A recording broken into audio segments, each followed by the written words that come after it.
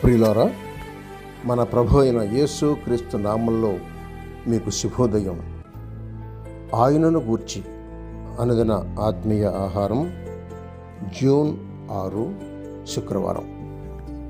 నేటి మన ధ్యాన లేఖనం తెస్సలోనికయులకు రాసిన 2వ పత్రిక 1వ అధ్యాయం 6, 7, 8 వచనాలు.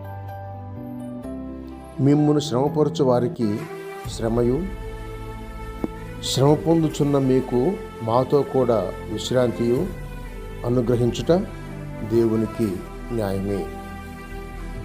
వ్యాఖ్యాన అంశం: రక్షణలో విశ్రాంతి. వ్యాఖ్యాన అంశం: రక్షణలో విశ్రాంతి. వ్యాఖ్యానం: క్రీస్తు వచ్చినప్పుడు అలా జరుగుతుంది. అంటే నమ్మిన వారికి పూర్ణ విశ్రాంతి అప్పుడు తప్పక దొరుకుతుంది.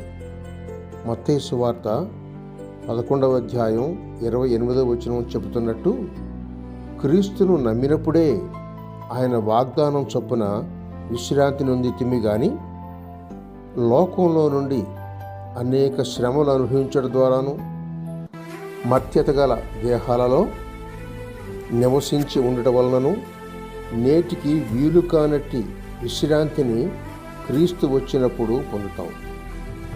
ఆనాడు ముఖాముఖిగా ఆయనను చూచి పూర్ణముగా ఆయనను పోలి ఉంటామని ఎరుగుదాం.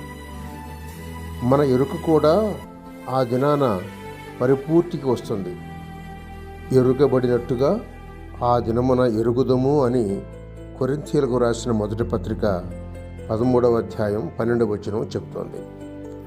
అవతల ప్రక్కన చూస్తే మమ్మును ప్రస్తుతం శ్రమపరచు వారికి ఆనాడు గొప్ప శ్రమ కలుగుతుంది. ఇది కూడా నిశ్చయం. క్రీస్తు తన వారిని మరవలేదు. వారి కష్టాల్లో ఆయన కూడా పాలు పొంది ఉన్నాడు. కనుక ఆయన వచ్చినప్పుడు పొందిన శ్రమలన్నీ లెక్కలోకి తేబడతాయి. గిన్నెడు చన్నీళ్లు ఆయన పేరట ఇచ్చినది, వెళ్ళిపోమ్మని చెప్పి సువార్తికులను వెళ్ళగొట్టి హింసించిన వారి సంగతి ఆ దినాన విచారణలోకి వస్తుంది. భక్తుడా, మీ తల పైకెత్తుడి, మీ విమోచన మరి సమీపమాయను. ఇప్పుడు నవ్వుచున్న వారలారా, మీరేడ్చి ప్రలాపిస్తారు. ఎప్పుడు? క్రీస్తు వచ్చినప్పుడే. యాకోబు పత్రిక 4వ అధ్యాయం 9, 10 వచనాలు చూడండి.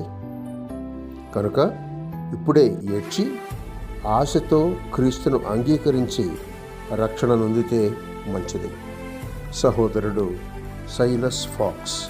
శుభములకు.